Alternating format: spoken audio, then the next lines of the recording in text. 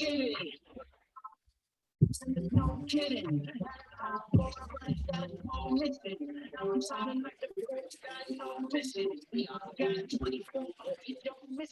Making it hard for you, no 24. I hit a switch and bust across the front bar. But if I'm in town, I stay on my trouble. Yes, a little weird.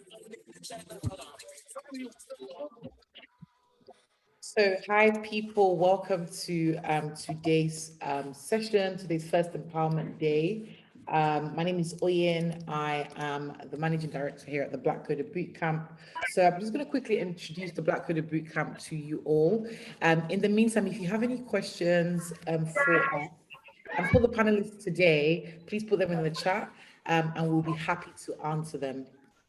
So what is the Black Coder Bootcamp? So the Black Coder Bootcamp is currently morphing out of a 30-week bootcamp to a bootcamp specifically for software engineers, for Black women who want to become software engineers. So this bootcamp started over a year ago now, in collaboration with my organization, Neo Enterprise, and Coding Black Females, which is run by Charlene Hunter. So it's a bootcamp specifically for Black women who have no coding experience whatsoever and actually want to get into tech. So this specific cohort is a group of 39 women who are learning how to code with the hopes of actually getting into an organization. So as I said before, it's a bootcamp for Black women. This is specifically for Black women who want to become full stack developers and on a part-time basis. This specific cohort runs 2 evenings a week, Mondays and Wednesdays, 6 p.m. to 9 p.m. And our empowerment days are for attendees and external members. So people who aren't necessarily part of the Black Coder Bootcamp are always invited to these empowerment days. The purpose of the empowerment day is to inspire all of the women in our current bootcamp, also inspire people that are outside of the bootcamps as well, and what it's like working in tech. So today specifically, we decided to bring back the alumni, and we're really, really excited to have all of them here today. But before we bring on the alumni and to ask them a few questions, you know, I want to encourage you to kind of make sure that you put your questions into the chat, because the best people to ask questions to is the alumni, because they've been through what you're about to go through if you're a new student. Also, I just want to kind of shout out the team. So the team is made up of myself. It's made up of Charlene Hunter, Laulu, who's on the call at the moment, who's the head of operations here at Neo Enterprise. It's made up of Nita, who is the project manager. It's made up of the amazing Tanya, who's the lead instructor of the Black Esra, who's the head of training and development. And we've also got Charlene Grant at the moment, who currently is doing all the website development, and a lot more of your tutors as well. So we'll probably be here forever if we talk about all the people behind the scenes. But in the meantime, I want to introduce all the panelists today. So first of all, I'm going to introduce Idman. Idman, please, would you introduce yourself? Where do you work at the moment? Or if you're not working, yeah, you are working. Where do you work at the moment? And yeah, a fun fact about you. Hi everyone, my name is Idman. I actually graduated from this bootcamp in March, so it's really crazy to think that we're still in the same year. So I work for a company called Zappy, and they are a SaaS company, which stands for Software as Service, and the industry that they work in is market research. And I've been doing that since the end of March, which is around 5 months now. Yeah, that's it from me. Awesome. Yeah. Thank you. So I'm going to ask Natasha to introduce herself. So Natasha, can you introduce yourself? Your name, well, obviously you said your name, but you know, what are you doing right now? And just a little bit about yourself and why you were so interested in the Black Coder Bootcamp. Hi everyone. Yeah, so my name's Natasha Simone, and I'm currently working freelance for a theatre company that I previously worked for before the bootcamp. So I've developed a responsive web application for them, and I'm currently working on additional design for it. And I've also got a job working at the University of Birmingham as a junior software developer, web and digital. Awesome. Thank you so much, Natasha. Charlene, do you want to introduce yourself? Hiya. Emerging women's underwear and like bras. Yeah, so if you go to the opposite the left. Opposite the left, okay. Hi, All right. so sorry. Thank you. Please could you mute yourself? Could all the only people that should be unmuted should be the panelists. So please mute yourselves, students, if you're on the call. Thank you. Okay, so I'm Charlene. Currently, I am working on the Black Coder website with coding Black females and Neo Enterprise. Did you ask me another question? So it started. Say again. So why did you decide to come on the bootcamp? I decided to come on the bootcamp because I needed a new direction. I was doing graphic design, but I wanted to keep that as a hobby. So it's kind of a mini career switch. Awesome, great. Abby, over to you. Yeah, hey everyone, I'm Abby and I'm currently working at Principal One, which was actually Principal One was actually a sponsor of the Black Coder Bootcamp, I guess last year, and kind of work within, I guess, national security, like domain space. Awesome, fantastic. So Howard, do you want to introduce yourself? Hi everyone, well, my name is Hawa. At the moment I work in a fintech company within the UA team. And well, I started to do the bootcamp because I was interested in technology after completing my degree. I thought that it would be great to get some experience and actually learn to code. So what fintech company do you work for? UBS. So yeah, Howard works for UBS, amazing. So Samira, do you want to introduce yourself? Hi everyone, my name is Samira. I graduated from the bootcamp in March and I now work for a company called Voice Foundry, and they specialize in the design and delivery of Amazon Connect contact centers. Oh, fantastic. Awesome. So it's so amazing to see all your faces again. It feels super weird that you literally just graduated from the bootcamp in March and we're here and you're all in roles, which is all super exciting. My first question for everyone is, can you tell me why you chose the Black Coder Bootcamp?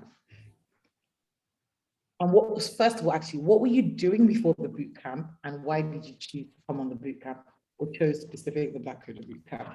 So can I hand over to Charlene first? Sure. So before the bootcamp, like I said, I was doing graphic design. I also had a CIC that I was running, mentoring young girls. Mm-hmm. So I chose, like I said, I chose to come on the bootcamp because I wanted a change.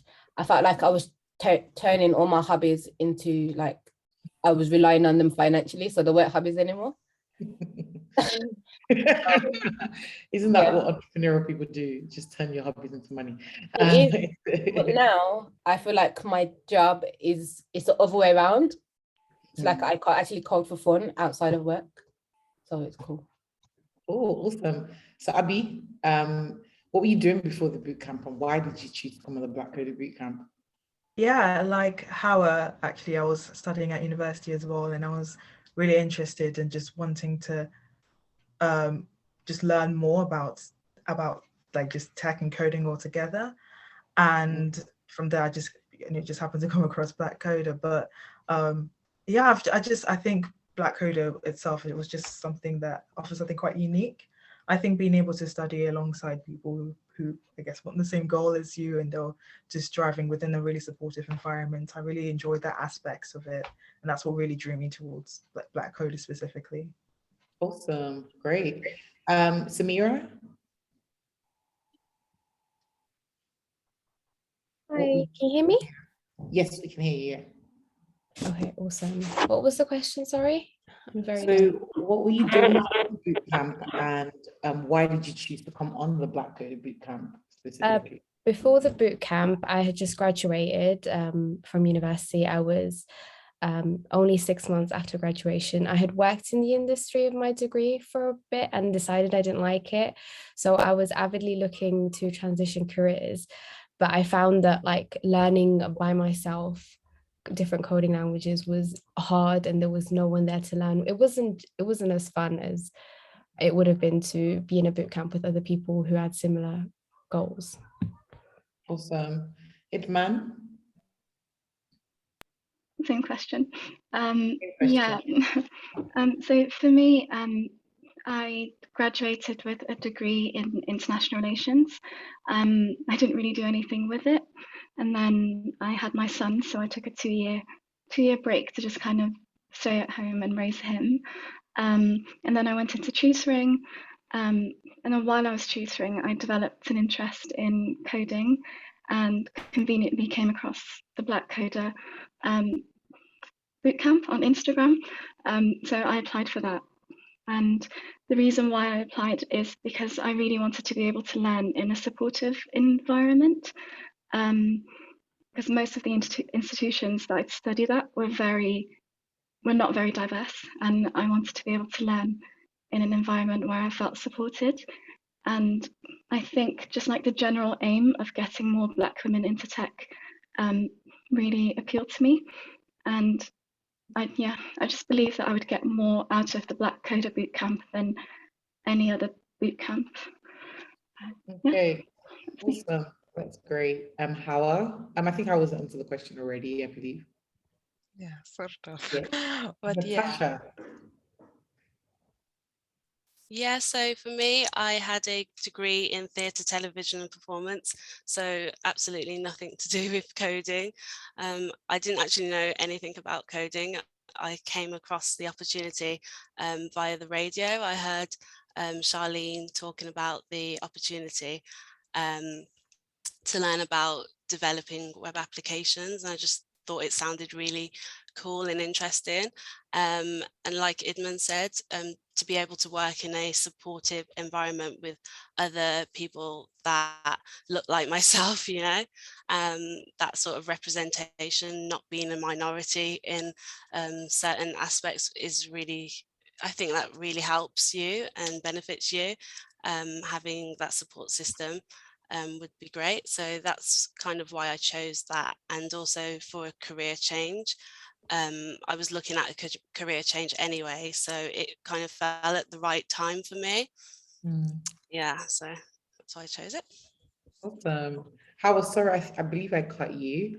Do you want to share something? Oh no, like I think that I just said what I was saying before. I said pretty much the same. Like I was just doing my degree in maths. In fact, at the same uni as Abby. So yes, yes. And after doing my degree, I just decided to do the bootcamp when I saw it advertised. Thought that it would be great to be actually learning to code alongside with people who look like me as well. Awesome, that's fantastic. It's really great to kind of hear like everyone from diverse backgrounds, from people doing maths degrees to people doing theatre degrees, and then now able to actually come, the bootcamp can actually bring us into one career. It's really, really quite dynamic. My next question for you is, what did you enjoy most about the bootcamp? Anyone can go first. I don't mind going first. Yeah, absolutely. The one thing that I appreciated coming into the bootcamp and leaving the bootcamp as well is having a network of people who want the same things as you, who you can like share things with, who you can like, if I have an issue programming or a coding question, like I have a good 50 people that I can ask. They can always ask for help. And some of the girls that I have met on the bootcamp, I have like continued to be friends with outside of the bootcamp. And also like having a mentor, you know, to hold you accountable every time that you know, or maybe struggling or not asking for the help that you need to ask for. Something that I really do appreciate. Sorry. Thank you. So sorry. Can everyone mute themselves aside from the panelists, please? Just to make sure that we can only hear the panelists, because this is being recorded and it's going to be on YouTube later on. We would appreciate that. Sorry, Samira, if you just repeat what you said one more time, just so that people can hear. Yep. I think one of the best things that I did appreciate from the bootcamp was having a network of other women who like wanted to have the same goals as me and were aspiring. Well, we didn't all have the same background, but we all had the same like kind of future. We all wanted to take learn as much as we can from this course, work as hard as we could, and then take this and then apply for jobs. And it was we all helped each other out. It was kind of like a sisterhood, and I really do appreciate that. And I also appreciate having a mentor there to help me anytime that I was stuck with a coding question, or just to check in on me, seeing if I'm doing okay, which was really, like, I thought, invaluable. Awesome. I can see that there's some more alumni joining. Hi, Asha, I can see you. So Idman, do you want to go next to answer that question? Yeah, sure. I think Samira said it all, really. You'd think that you'd enjoy the coding the most, and I really did, but I think kind of the energy and the connections that you make were probably my favorite part of the bootcamp, because you can learn how to code anywhere, but I think that support system is really unique to Black Coder. But from a technical point, I really enjoyed kind of seeing my learning progress. So like building static HTML pages, like building a full React app at the end of the course. That's something that gave me a lot of kind of confidence going into my new role. But yeah, the energy and the friends that you make, that was my favorite part of the bootcamp. Amazing, amazing. Can you, so actually, Natasha, you go next. I was going to have another question, a burning question that's just come to my heart. So. Yeah, like what the other girls said as well, just to add on to that, I enjoyed the Saturday Code and Chill sessions. So that's a space where you can really, it's kind of like a bit of downtime, but you're also coding as well. But you can work on your projects at your own speed, and just know that there's other people also working on their projects at the same time. So there's that camaraderie, even if you're like home alone and then there's someone else working with you. So it's a nice kind of environment, and it's a great place where you can help each other as well. Obviously, if you're not available on Saturdays, you can ask for help in the help channel, but yeah, it's just really fun. Yeah. Awesome. Charlene? Yeah, my favorite part of the bootcamp, or the bit I enjoyed the most, was actually probably the empowerment days, like hearing about all the different roles in tech. There was a point where after every 2 weeks I wanted a different role, because every time someone would inspire me, and I think, yeah, that was my favorite part. Amazing. What role do you want to settle for now? I want to do full stack web applications. If I had to choose, I would choose front end, because I can still do my designing and like my creative stuff. Amazing. Data. I'm sure Abby has a different, or Howard has a different response to that. Probably like the back end more. I don't know. Abby, what did you enjoy most about the bootcamp? I was going to say the empowerment sessions as well, because they were just, again, you're learning about like so many different aspects of tech altogether. Something else I really enjoyed was also we had some game nights. I think it was, I really enjoyed that. I did win one. I think that's part of my reasoning as to why I really enjoyed it. What did you win? What did you win again? I can't remember. A Google Home Hub. I think it's a Hub, Google Home thing. Yeah. Yeah, those are super cool. Yeah, we're gonna have lots of games nights and things like that. Hopefully, even more exciting prizes this time. So yeah, Howard, what did you enjoy most about the bootcamp? I would say, just like everyone has mentioned before, I really enjoyed being part of this community. I think that the environment has been like really supportive, but also really collaborative. Like everybody was willing to help you or even to share new ideas. So it was great. And in the tech side, I would say that I really like to see the final result of the project and being able to see it working. I think that it was a great way to reflect the progress that we have all made. Awesome. Samira. I think actually, Samira, you've already spoken. Sorry. Okay, I'm going to ask a question from the chat before I can continue with questions that I've got here on my phone. One of the questions that we've got from Julia, how were you able to balance commitments with your university studies? And also, do you find that your degrees have been useful alongside your tech roles? I guess this is for people who maybe balanced it with uni.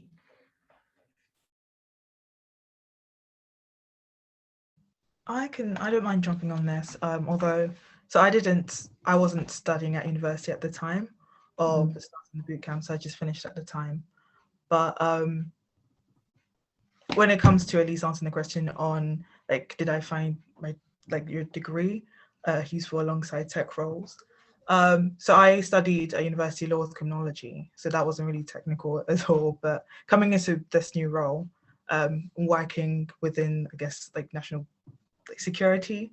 So it has been useful, because I remember even within my first week, I started working alongside some police officers from the Met. So yeah, it's still a lot of, you never really realize when it all comes back together.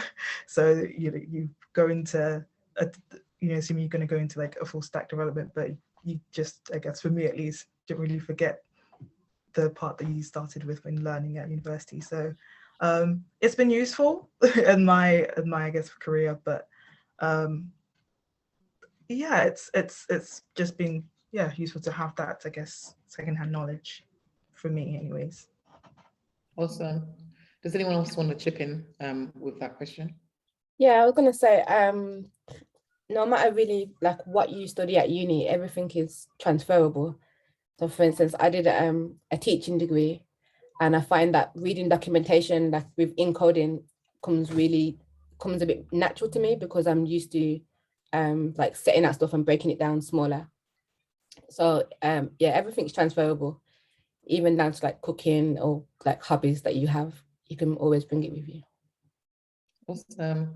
I was actually gonna speak to Natasha actually. So Natasha, you were doing you were building the web app for National Wales Theatre during the boot camp. I remember we would have conversations and you'd be like, I'm doing my project that's in line with what I'm doing freelance. And how did you find balancing doing the boot camp and also freelancing with what you're learning on the bootcamp? That must have been a lot of pressure. Yeah, to be honest, I didn't really think about it properly because it was really difficult to kind of work for an actual professional company. So I didn't really think it through. It was quite a challenge, but I'm glad I did it in the end. It aligned with it was my personal project. So in a sense, it was still part of the course, but because it was an actual application that was going into production, it was a lot of pressure. So I think what really helped me was my time management, and that's a transferable skill that I've taken from my previous role, which was stage management. So I'm quite organized. So I think it's really important to really schedule and plan your time sufficiently so that you have enough space and time to complete tasks and don't get overwhelmed and bombarded by things. So yeah, that's kind of how I found the balance. Yeah. Awesome, great. The next question we've got here is, what did you find most challenging during the boot camp and how did you overcome those challenges? Idman, do you want to go first? Yeah. So what I found the most challenging was probably feeling like I'd never understand JavaScript. And I still feel like that sometimes, and I'm in a role, so that feeling doesn't really go away. But the way I managed it was through kind of having a consistent study schedule. And it really is about kind of trying to get your brain to work a certain way, even though it's not used to working that way, if you don't have a background in programming or computer science or maths. So yeah, creating consistent study habits really helps me kind of overcome the feeling that I'd never understand JavaScript and other programming languages. How did you find the jump from moving from HTML and CSS to JavaScript? There's quite a big jump. So I think in the beginning, I kind of made the mistake of thinking that HTML and CSS were programming languages, and they're not. So when I came across JavaScript and we started doing it on the bootcamp, I struggled with implementing the logic that I needed to get certain things to work. But again, I think it's about training your brain to kind of look at things differently and problem solve. So just to kind of go back to that question about like university degrees and if they're relevant. So my degree wasn't actually relevant, but I do think that, like Charlene said, you get a lot of transferable skills. And I think problem solving is definitely one of them. So you can leverage that. Awesome, thank you for that. Samira, do you want to answer the question? What did you find most challenging and unexpected, or the toughest things that you kind of expect that happened during the bootcamp that kind of threw you off a little bit, and how did you overcome them? For the bootcamp, I knew I was going to have to work hard and I knew it was an intensive course. But what threw me off was the amount of time that I'd sometimes spend on one problem. Like if I was doing an assessment, I would have to, I like doing my, when I'm doing problems, when I'm solving problems, I like blocking out a certain amount of time, doing the problem and then having it done, not thinking about it again. But with a lot of the assessments, I found that it was literally up to fate if I was able to solve it in that 3-hour, 2-hour block. Sometimes I'd have to sleep on it. Sometimes I'd have to wait a couple of days. And then I'd have to give myself a break. And I feel like once I'd left the problem and come back to it with a fresh set of eyes, then I'd be able to solve it better. But then that took a lot longer. So I think it's taught me better time management skills. So now I don't just block out 2-3 hours for coding problems. I give myself a sufficient amount of time. That's great. So time management is obviously super important. We're actually going to be doing an empowerment day on time management. It's really, really good to kind of tune into that. Also, you can actually find the last YouTube recording on it if you want to kind of prepare yourself in advance for it. Because it's a part-time boot camp and you're doing it alongside maybe existing commitments, it could be quite difficult to understand how to manage time. But yeah, awesome. Can I hand over to Charlene? Charlene, do you want to kind of share with us like what was the toughest thing about this boot camp and how did you overcome those problems? I think my toughest thing was probably the opposite of you guys. I am really good with time management. I like setting schedules and like timelines, but I had a newborn and halfway through he started crawling and then it was like all the timelines went out the window. I couldn't get stuff done when I wanted to get it done. So I had to learn to give myself grace and just that mindset. I think that bit was the hardest bit for me. Just to say, you've got it done. It might have taken you a bit longer, but it's done and you should like appreciate that. And also the January lockdown, that threw me off completely because it was in the middle of the project. But because I was in that mindset of giving myself grace, I've actually had like 2/3 of my project already done. So it was at a stage where I could say, okay, the kids are at home, it's locked down, I can leave the project. And then even that was hard to say, okay, I'm not going to touch this project because right now it's perfect. So I found giving myself grace was the hardest thing. That's good. Mindset. One of the things that I found being in a management team was a lot of students we really had to help a lot of students with mindset. The fact that you have you can do it, you can actually become a developer. So you may find that it might be a struggle to kind of transition from, okay, you might be a customer service specialist, transition from there into, okay, I'm actually going to become a full stack engineer. That can be a massive shift in 6 months that you have to change your mind towards. So that practice right now, or that self-affirmation from right now, is really, really good practice to put in.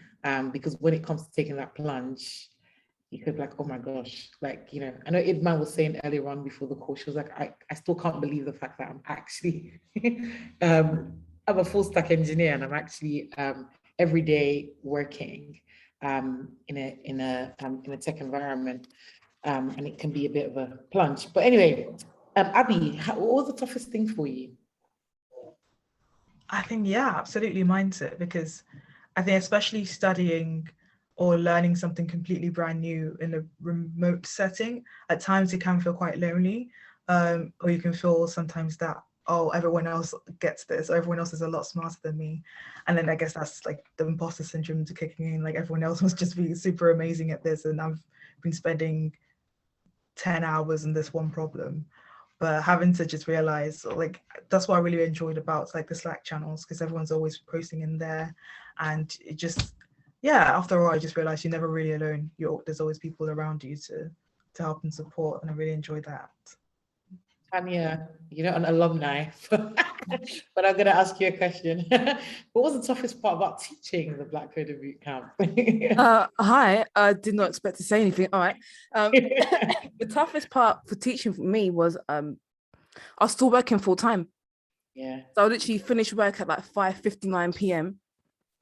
Forget about the bootcamp. I have to quickly jump on the call and then context switch to go from actually solving a problem just by sitting here in silence, typing code, to then having to explain a different solution to a different problem. So for me, it was that context switching and sometimes forgetting that I had to be at the bootcamp. But we made it, we got there. And I'm so proud of all of you all. I've really enjoyed watching your journeys. I remember this time last year, seeing the scared looks in your faces. You're like, what have we signed up for? But look at you all now. Amazing. Yeah, it's just fantastic to think that like the people, the panelists on here are like 7 out of the 33 people who are now enrolled. How crazy is that? That we started off from just a small coding class in an event to here, is just absolutely bizarre. But it's such a privilege. Anyway, Howard, what did you find? What was the toughest thing for you whilst you were on the boot camp? I would say setting up deadlines, but more specifically to the project that we were working on, because on that time we had like a specific time frame that we could only be using to work on the project. And at the beginning, I spent like a lot of time thinking about what I would be working on actually, which probably shouldn't have, but yes, it's something that you learn along the way. And how did I overcome it?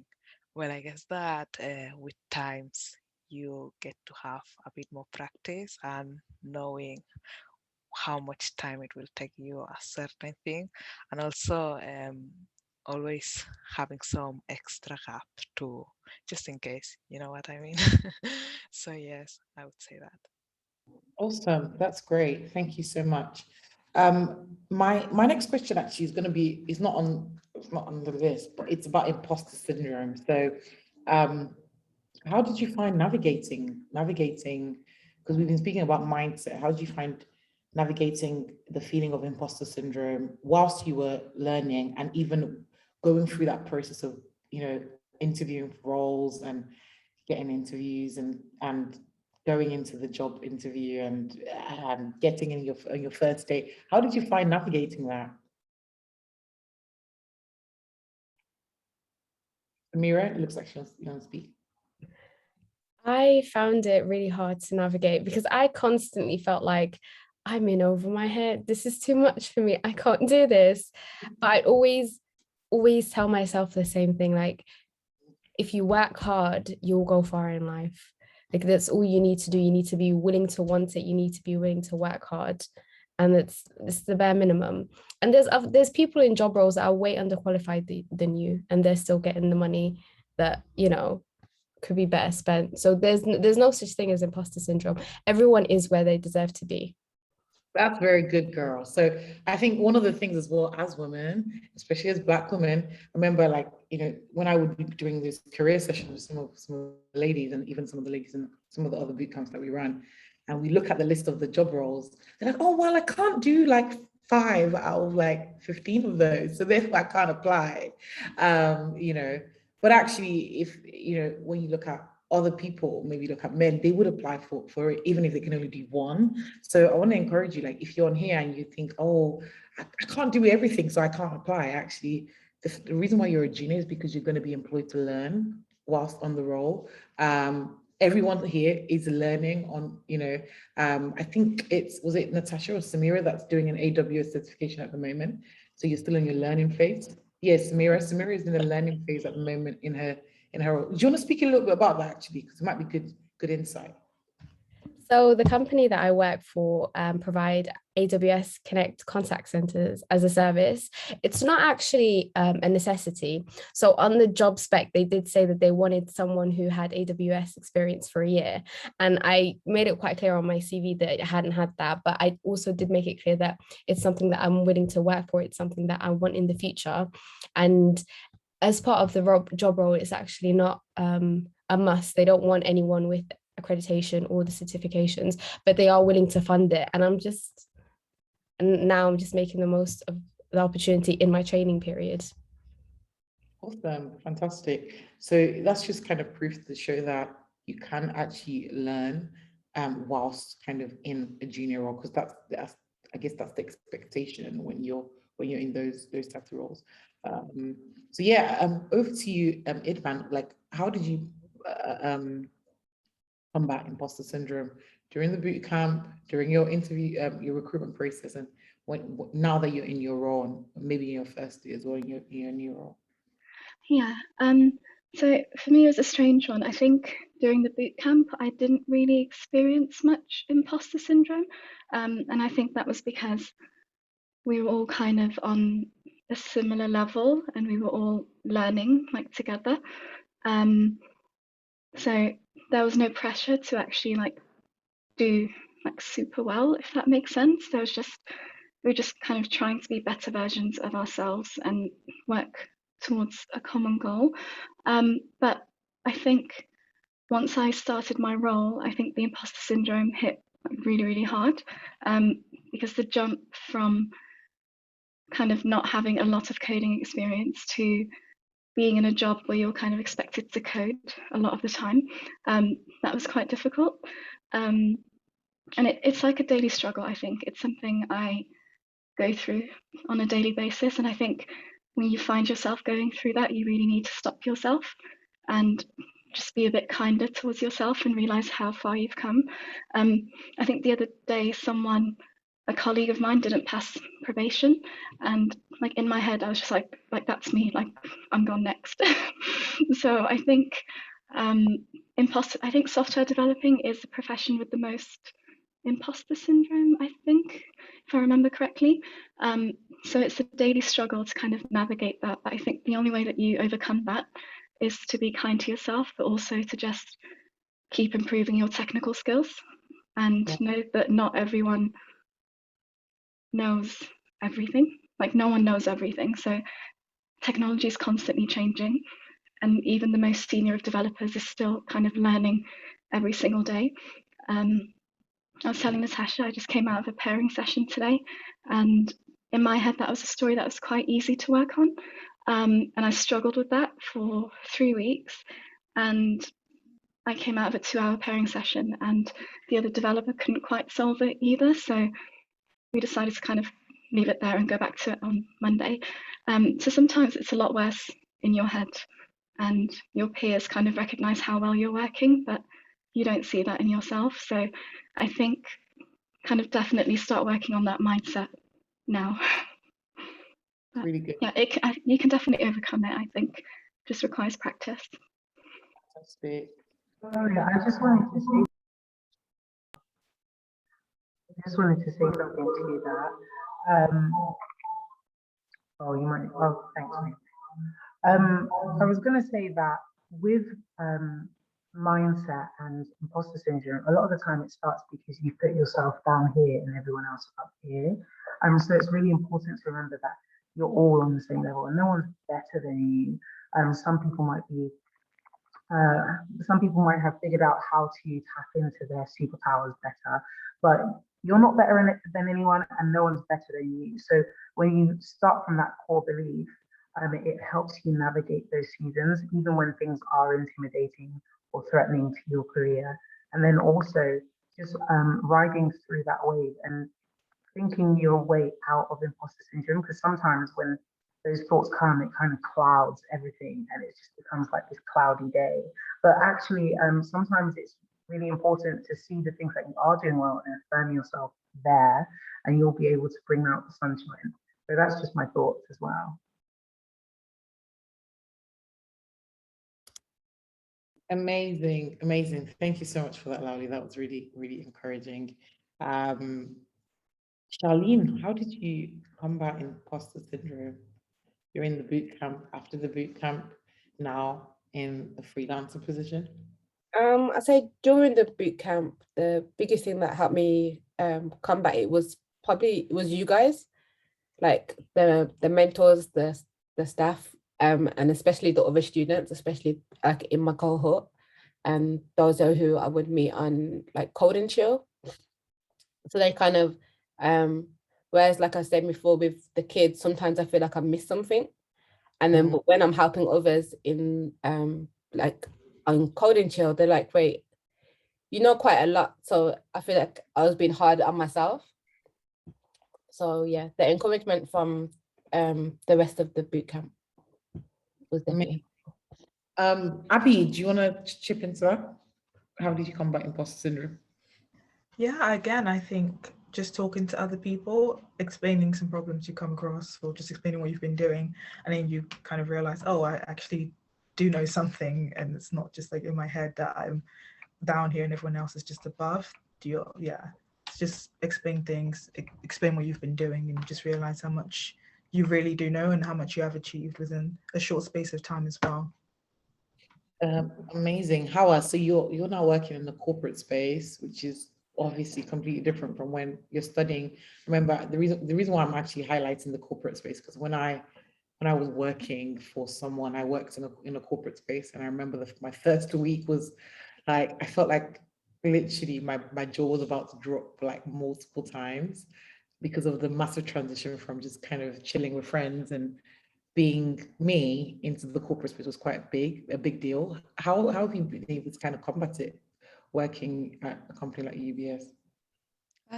Well, I would say that it's a big change, especially because it's a big company, which means that the projects are also really big, which is a big change because, of course, within the bootcamp, I was working with only my project, which was something really small.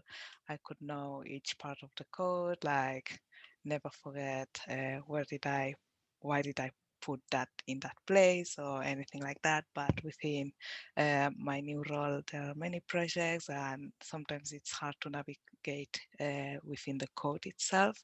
So being able to have some colleagues that I can talk to and that they can really support me and also answer questions when I have, that's really something that is helping me.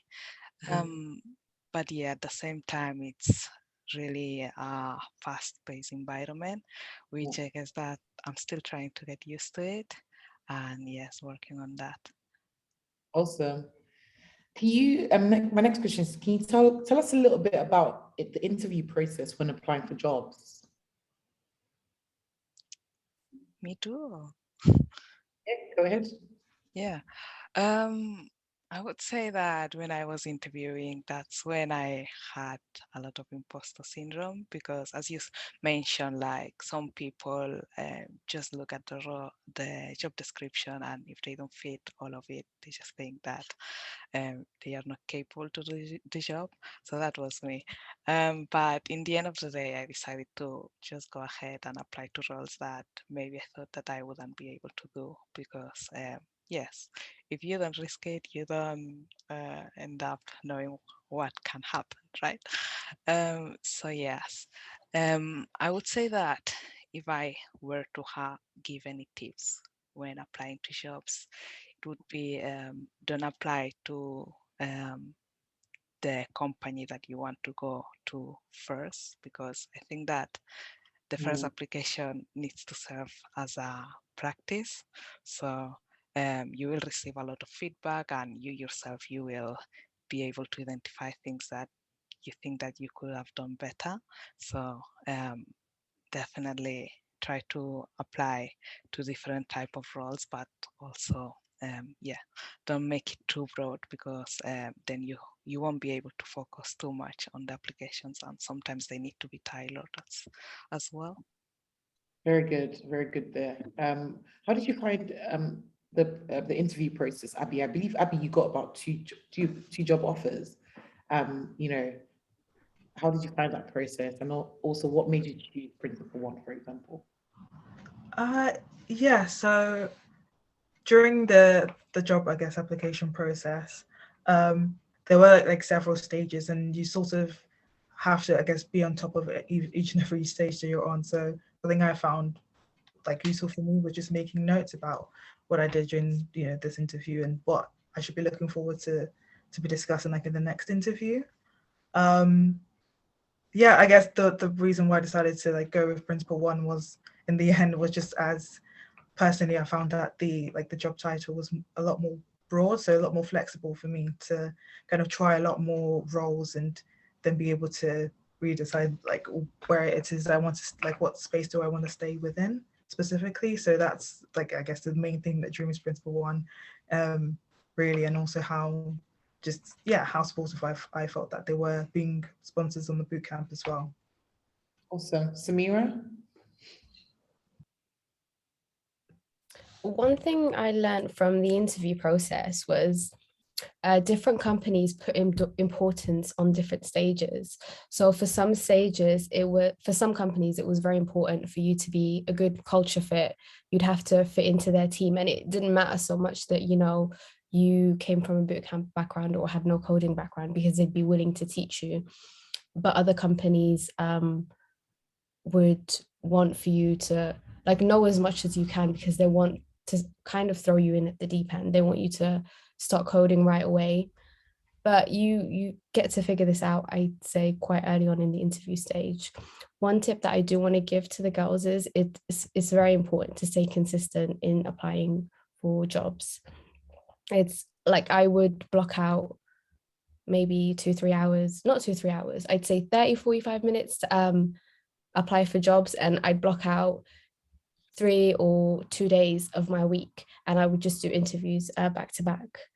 So make sure you leave time available for that if and when the time comes. Awesome. Natasha? Yeah, so with the interview process, one thing I was going to say is that you won't feel like you're ready, but then it comes to the point where you're never going to feel like you're ready. But it's really good to just try them. Most times it's going to be a great experience for you. You're going to learn from that interview process, and you're going to gain relevant information for your next interview that you can take with you, and then just really improve on certain aspects that you didn't do so well on. And also, if you get rejections, it's going to happen. It's not great. Nobody likes rejections. But just remember that that specific position wasn't for you. So for instance, now the position I'm in, I'm glad that I was rejected from certain jobs, because I wouldn't be in this one. So yeah, just take it as learning process really, and yeah, just try and ask loads of questions and maybe screenshot some of the tech tests that you do as well. Awesome. Idman, what about you? Yeah, so I had my technical test a week or so after I finished my personal project, so I was definitely not ready for that. But I think, yeah, so some of the questions were quite algorithm heavy, and I really struggled with the technical tests. And I remember like coming out of that and just being so upset with myself and thinking that I didn't get the job. But I think it's important to be honest about what you know. So I attempted the questions, and then they kind of walked me through it at the end of the technical test, and I was kind of honest about what I didn't know and what I did know. So they kind of spent like an hour and a half just going through the questions with me, which was really nice of them. And I think sometimes the effort that you put in counts more than getting all the answers right. So I remember saying to them that I couldn't complete the test like in the given time, but I'd be happy to kind of go away and complete it and then send it over to them. And they really kind of appreciated that gesture. So I had a technical interview, and then the week after that, I had a cultural interview, which, like Samira said, is when they try to determine whether or not you'd be a good fit for their company and whether or not they'd be a good fit for you, which I think is just as important as you fitting into the company. But yeah, I think I was quite fortunate because I'd made connections with the company during the boot camp. So I feel like they kind of saw me as more than a software developer because they knew about my learning journey. So yeah, if you've got the opportunities to make connections, I definitely suggest you do that and kind of express your passion for learning. And sometimes people appreciate that a lot more than your current technical ability, because it's definitely something they can train you for. That's my experience. Yeah. Charlene, I don't know if you went through some interview process, but can you tell me anything you've been through when it comes to like the process of getting into a role, a freelance position? I haven't actually like been through a full application process, like applying, but what I have found a lot of is that recruiters will contact me on LinkedIn, and then like we'll set up an initial interview. I have done a tech test and a few like meet the team kind of styles. I would say going to all of them prepared for what it is. Like going from like other careers, you kind of have one interview or maybe two, whereas I find a lot of tech roles, they have like separate stages, and each stage is with a whole different panel or team, and you kind of have to do a lot of preparation. So the roles I do have now are from like general conversations, like just speaking to people through when we did the roundtable event, and also when we did the demo project.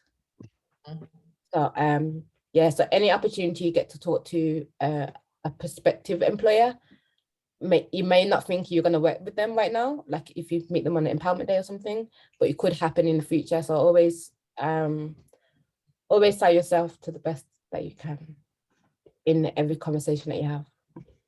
Yeah, that's really very important. Really great tip there. Have you Sorry, can I quickly add another point? So I just thought of it just during the time, so I need to share this, but something I found quite important during especially technical test was that no one's actually trying to like suss you out. I like before the interview process, I always be like, oh, they're gonna, when I explain something or try and work something out, they're actually just trying to see how terrible I am, something like that. But it's usually just they just want to see what you do know and what you don't know. So never feel like anyone's trying to intimidate you during the process. Yeah, that's a good point. I was just going to add a follow-up to that. So yeah, they want to hire somebody. They're not just doing it for the sake of it. That would be pretty boring. But yeah, so just feel like they want to hire you. So yeah. That's awesome. Have you got any tips for the current Black Coder students? So we've got a cohort of students here at the moment, and a few more coming in October. What are the tips that you would give for being an alumni? What are the tips that you would give for any Black Coder student, essentially? Go on, Charlene, I can see that you're about to say something. Yeah, I would say don't underestimate the amount of work that is coming. Even though this boot camp says part-time, Do not eat them. Intensive. Yeah, 'cause what It's in the happened? small print. Yeah, it's in small print somewhere. You'll go through HTML and CSS and see the assignment, like the level of assignments, and think, okay, this is manageable. And then you'll try and go and do something else, and then JavaScript and React will come and they will make you sit down. So just plan out time. Just know that next 6 months is actual work. And another thing I would say is use your network. So the other students and your cohort, the alumni, the staff, adopt a mentor. You have your mentor, that's fine, that's nice. You get a nice relationship, but adopt other mentors. Because I took at least 3 other mentors last year. I just said, excuse you, I know I've noticed that you're awake when I'm awake. Can you please help me sometimes? And it started like that. Build relationships. On the Black Coder mentor channel, I think we have about 80 mentors at the moment from 80 mentors on the general Black Coder channel, and then obviously other mentors as well. But make sure that you are really connecting with these mentors, even if you believe that you wouldn't need them for your first role. It's super important to stay connected with them, because you just never know how beneficial they would be for you. Yeah, that's it. I think as well, every mentor has a different has different traits. They can offer different things, right? So the more people that you speak to and start building relationships with in the tech space, the better. Absolutely. And also, if you haven't already, on LinkedIn, make sure that you've put that you're part of the Black Coder Bootcamp on LinkedIn. So put that you're actually a Black Coder Bootcamp student, full stack engineering student here at Black Coder Bootcamp, so that people know that you're actually starting this tech journey, because it comes in so handy when you're progressing after the bootcamp too. So yeah. Awesome. Natasha, any tips for the students? Yeah, I'd say just step out of your comfort zone. There's going to be a lot of situations where you're going to have to challenge yourself, and that's okay. I think it's better to try something than to not try it at all. Even if you fail, at least you've tried. And then I'd say, yeah, just again with the time management, just really try and schedule your time and have breaks as well. That's another thing. I think especially during a pandemic, there was no distractions for us. So I found myself constantly coding every single day, and then I didn't have many breaks, and that it's not really healthy. You need to be able to just enjoy other aspects of life as well. It's not just all coding. So have downtime and be kind to yourself. Yeah, that's just as important as coding. So great. Idman, any tips? Yeah, so my main tip would be to ask questions, lots and lots of questions. I don't think there's anything like a silly question or a dumb question, and everyone's probably wondering the same thing. So even questions like what is HTML, I'm pretty sure we've asked some of those questions too. So yeah, don't be shy or scared of asking questions, and I think you'll progress with your learning a lot more quickly if you continue to ask questions. I'd also say read up on the fundamentals of the programming languages that you're learning. So the bootcamp lessons are really great for me to get practical like experience and doing projects and stuff. But I think like with any course, you need to go beyond that. And if you can invest in some books or other learning resources to help supplement your learning, I think that's important. Practicing daily is, so just creating study habits that suit you. And I think my last tip would be just to make it fun for yourself. Like if as soon as it starts to feel like a chore, you won't want to do it. So I think there's a really great community on Twitter, if you're on Twitter. There's like the 100 days of code thing, and I think sometimes learning in public makes you feel more accountable. and you're more likely to keep up with it. So yeah, those would be my tips, and don't get discouraged. We all got there eventually. Those are some great tips. Abby, any tips for the students? Yeah, on top of everything everyone else has said, just ensure you're just really managing your time really well, taking breaks and being kind to yourself again, I think is very important. I think also just use all the resources that you have available to you, especially on Black Coder itself, whether it's mentors, like Charlene was saying, take as many mentors as you may need, ask as many questions as you want to ask. I think also you also have like counseling as well being offered, so use that as well as much as you can. Just use all the resources available to you. You're definitely going to need the counseling, especially JavaScript. So please make sure that you make use of it. Samira. To add on to all the great points the girls have made, I would say as much as you can make use of the mentors, make use of each other, create little study groups. And if you want to start a project and someone else, as we saw with the toaster game that we did in Tuesday session, everyone has different perspectives that they go into when solving a problem. So it could be that you don't even need a mentor to help you solve the problem that you have. It could be that you just need a fresh perspective. So I'd say, everyone else is in the same situation as you. So make the most of having 30-something classmates. Hawa?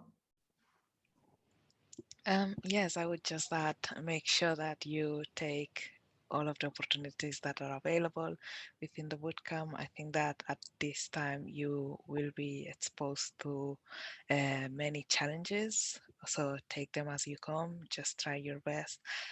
You will be part of a team that is here to support you, so make sure that you ask as many questions as you can, because probably this is the part in your career where you will have so many people that will be able to actually answer your questions.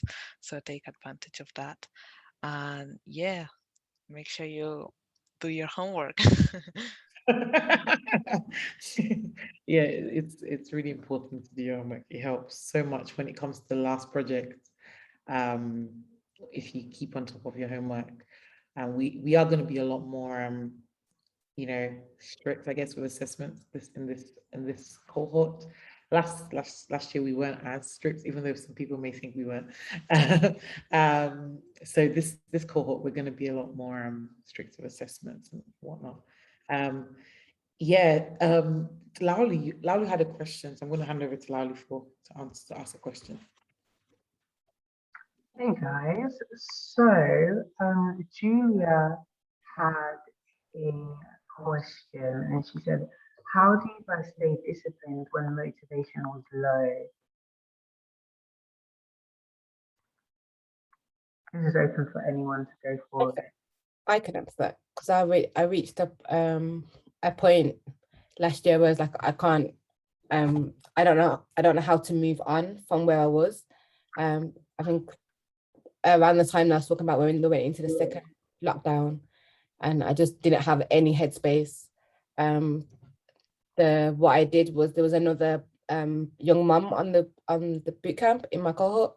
She just had twins, and I got on the phone to her, and we were just crying together. So yeah, I think that's very important.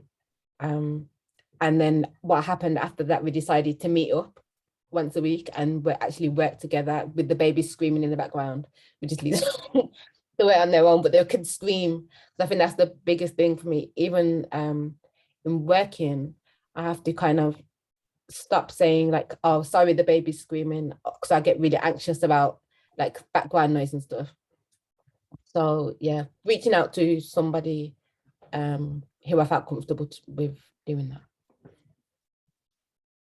That's really good, Charlie. I think for those of you that are mums, like what I love about Black Coder is that we got you're a community, like you're each other's first sort of network in the tech space. So definitely use each other. Let's hear from the rest of you. Any other tips on how to stay motivated? I think this comes back to the point I just made. It's important to have like a network of friends and like a mentor to hold you accountable. So even if you do, like, say if you're overworking yourself and you've literally gotten to a point where you can't do anymore, like my mentor would always come to me and be like, right, you need time off. So just take, even if it was like 2, 3, 4 a week off, she would tell me to take that time off and then come back with like well rested with a fresh set of eyes to then try and solve the problem that I was trying to solve. Anyone else?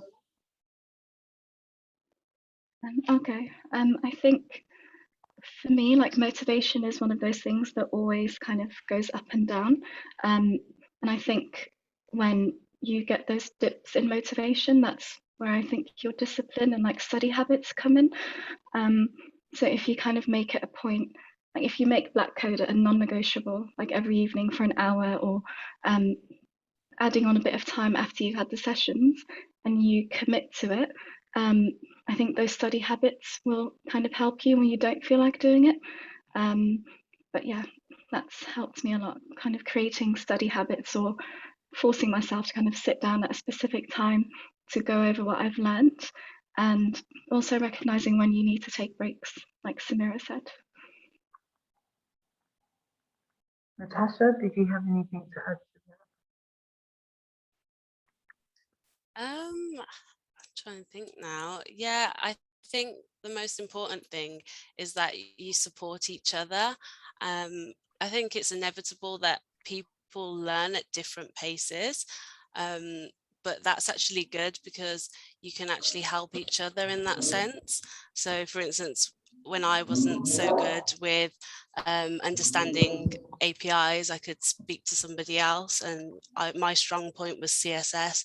We could just really help each other, and it was like interchangeable knowledge. And I think that's really important, that you support each other, because it's not a competition.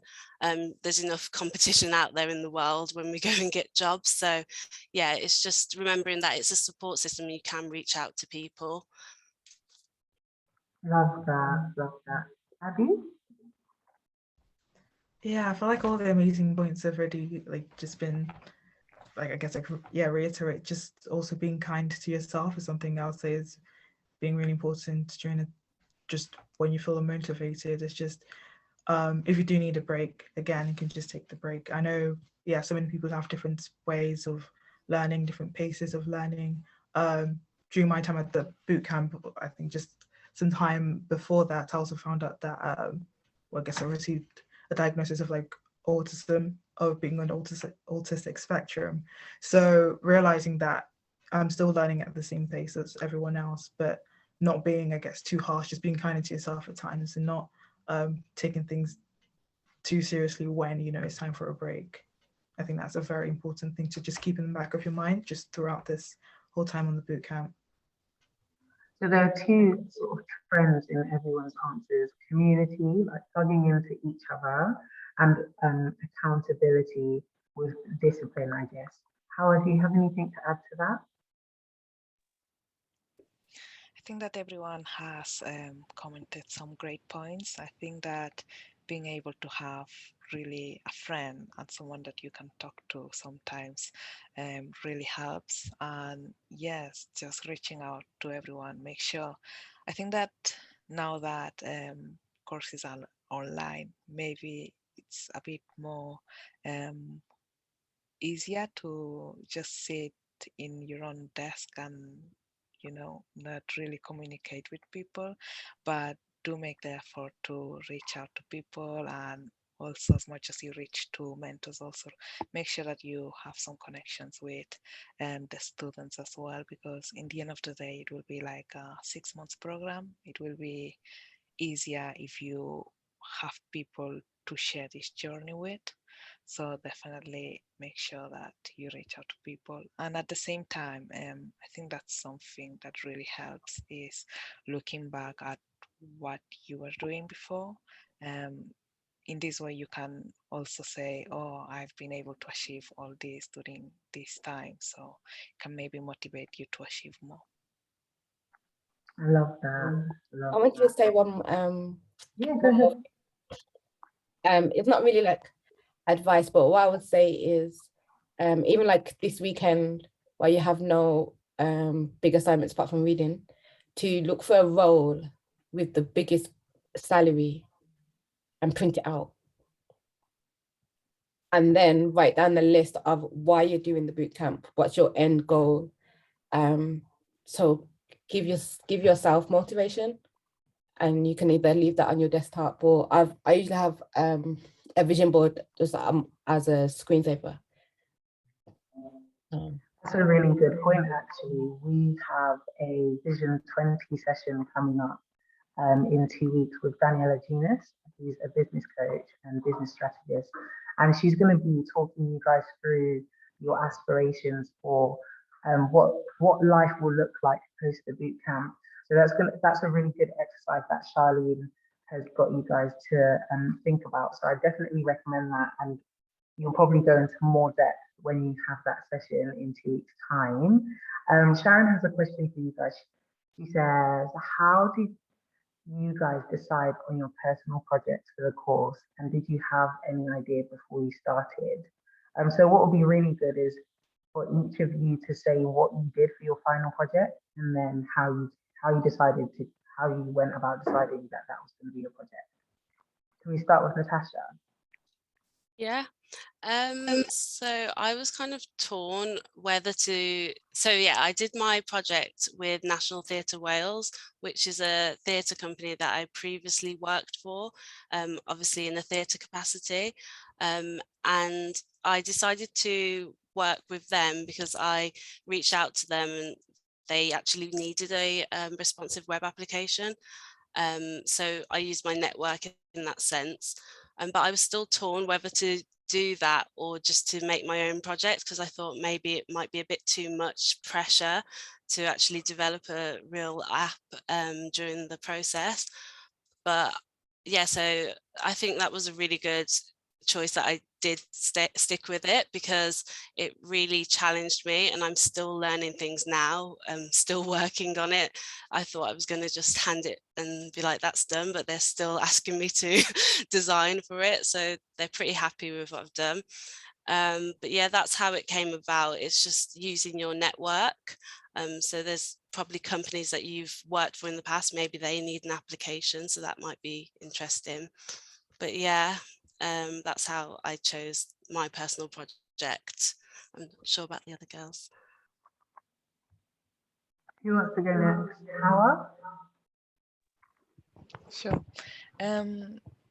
So I would say that at the beginning I didn't really know what to decide for my personal project. I knew that I wanted to do something related with numbers because, of course, I did a maths degree, I like maths, but at the same time, I didn't know specifically what to do. So I did reach out to some of the mentors to have some inspiration. I also looked at some existing applications to check what I also wanted to get done. So in the end, I decided to do like a budgeting app. So basically, when users are going for a trip, they can use the application to actually set budgets and actually track their expenses. And yeah, I think that if I would say any tip when choosing an idea is do something that you think that you will use, or even that you think that you will really like to work on. It can be something that maybe you have a hobby, or maybe you're, I don't know, into sports. You can build a website about fitness or something like that.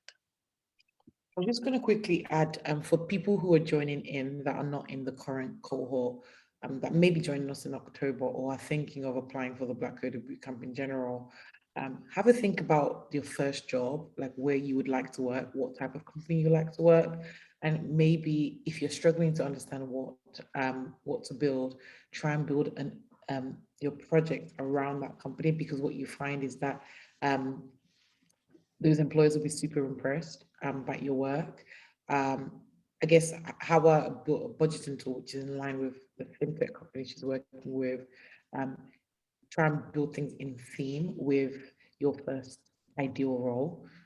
Because when we do demo day and invite lots of companies, you get to present your project to lots of companies, and that tends to be like a spark in interest for them to understand, okay, cool, they're able to apply these concepts in their projects.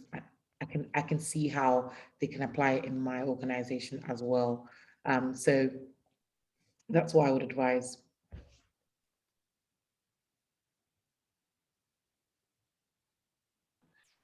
And I was going to say that also, that's why turning up to empowerment days will be really important, because it's an opportunity to hear from potential employers and hear from people who are in the industry on what sort of things they're looking for, what languages that are primary for certain types of roles. Samira, let's hear from you.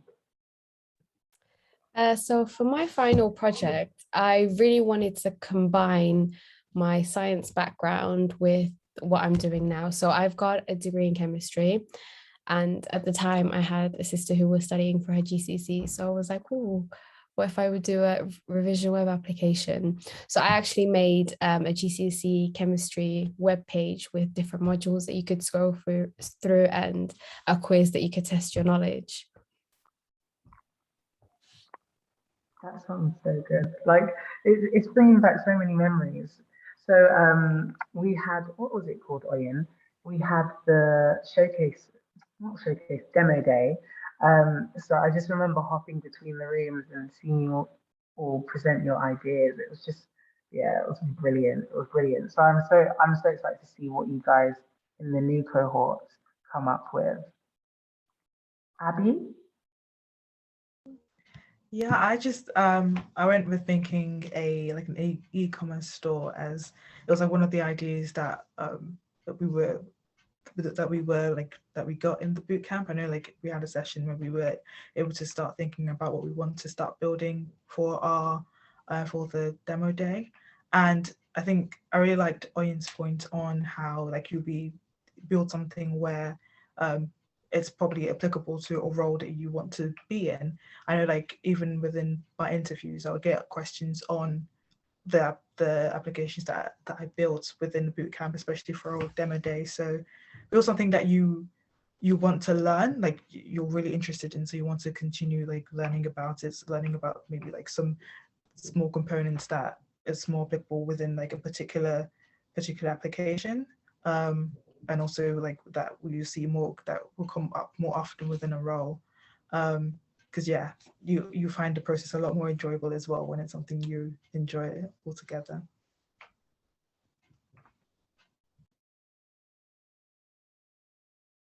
Oh, muted. Love that, Abby. Edmund and Charlene, you guys want to go? Charlene, do you want to go? So I had at least 4 ideas for my final project. Everybody told me like most of them were I was crazy and nobody hasn't got time. You can't do that in like 6 weeks. So I think the project that I chose was more to do with my skill set at the time and the time frame that I had. So I created an e-commerce platform that I could just hand over to a store owner, and they would never have to see the code. Everything was done through admin screens. So it was like a state management, which we'll learn about at some point. And I also like integrated PayPal and Stripe. Actually, the week after demo day, I gave it, like I zipped it up in a zip file and gave it to my friend, and she's still using it today, which is amazing. Like with the database and everything, the way I gave it to her, the way she's still using it, she just input in her products. She never has to go in the back end. It's all pretty for her to do, which is great. Which also, like Oyen said, is kind of what I want to do now. So I'm building whole applications, like I'm building the whole website for Black Codher, the front and the back. And hopefully when I hand it over to you guys, you don't need to, you don't need to look at the code anymore, because we've got CMS. You can just use WordPress, the pretty side, to edit everything. So So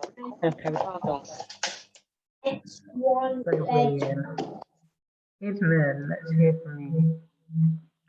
Yeah, so briefly, I created an NHS COVID-19 translator app, and that kind of came out of a discussion with my mom and thinking that there might be a need for it in the community. So what it does is it translates the COVID-19 rules and regulations into all the different languages supported by Google Translate. So I'd say my advice for your personal projects would be, you don't have to reinvent the wheel. You could kind of put a personal twist on something that already exists, and maybe think of a problem and how you could potentially solve it, and also how to showcase the skills that you've learned, and like Oyen said, tailor them to the company that you might want to work at. So I think towards the end of the bootcamp, I already had an idea of the types of companies I wanted to work for.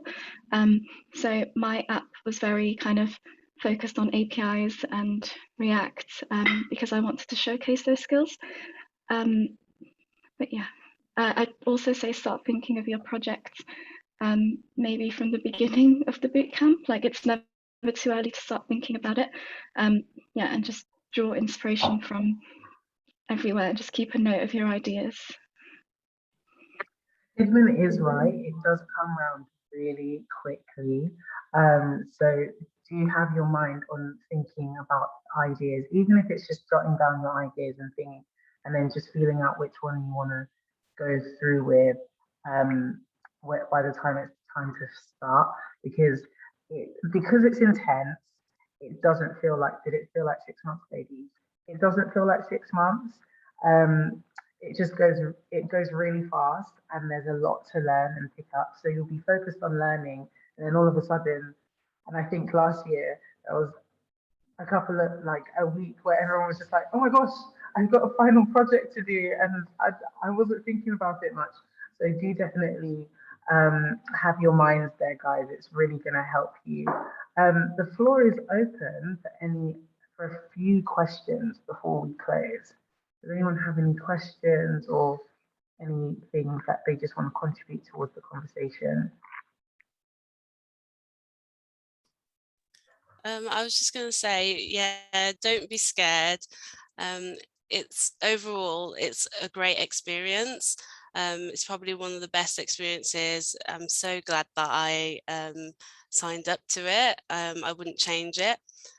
But yeah, just enjoy it, and you'll meet lifelong friends, I think I've made. So it's a great experience, and you'll have a great network. It's only positive things that can come out of it at the end of the day.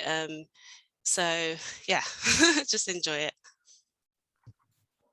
I would say as well, just to add to what everyone said, that you are not just doing this for yourself, but you're also doing it for a generation of Black women. You're doing it for future generations of Black women. Can you imagine you would be like role models, inspiring more Black women to come into this space? Now the ladies that are alumni can now come in as mentors to support you on your journey, regardless of whether they may still be juniors or how senior they would become in the next year or two. I'm going to give some of them, so it's also that, and look at your why. Why are you doing this? Why are you actually pushing through this? And let that why be your main motivator. It's just really, really like exciting to kind of see everyone's journeys, and also to see lots of other people already starting that new journey already. And I'm just excited to see how you're all gonna, essentially grow through the bootcamp and even after the bootcamp too. I can't wait. And also, I just want to give a shout out to Asha. I don't know if Asha's still here. So Asha was one of the alumni as well, who secured a role recently at KPMG. So just amazing, like just to see like a boot camp that started, that just literally started from a coding class to hear is fantastic. If there's anyone else that has any like last few questions for the panelists, obviously you've got them on Slack, literally, they're just on Slack. So you can literally message any of them, anyone from the alumni, message them. I'm sure they will be super willing to respond to your questions about anything whatsoever. But if you have any questions, please do ask. Or if you don't get to ask now, you can always ask in the future. Hamda wanted to ask a question.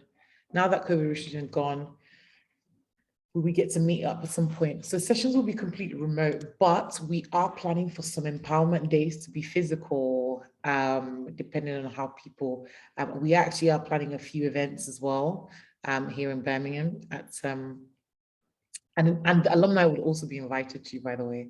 So it wouldn't just be the current students. So we're currently planning a few events to be physical. So, don't worry, you're still gonna get to connect. We'll try and have a games night maybe in the near offices or something, just for everyone to connect. I'm just conscious as well that some of the people on the current August Bootcamp aren't Birmingham based. That you are based in like different parts of the country, but you'll be able to meet up physically. So just keep an eye out. We've got lots of stuff planned and a lot of stuff that's in the pipeline. Awesome. Thank you all so much for taking out your evenings. I'm excited for the next empowerment day, which is the Vision 20 session. We're going to be talking with Daniela Genus, who is our business coach, so the New Enterprise Business Coach, and you're going to be mapping out your career in the next 3 years. And we will use that during your career sessions to understand how to support you throughout your journey in the bootcamp and even after the bootcamp. So yeah, have a fantastic weekend and see you soon. Bye, everybody. Thank you. This was great. Have a good evening, everyone. Bye. Bye, everyone. Bye, everyone.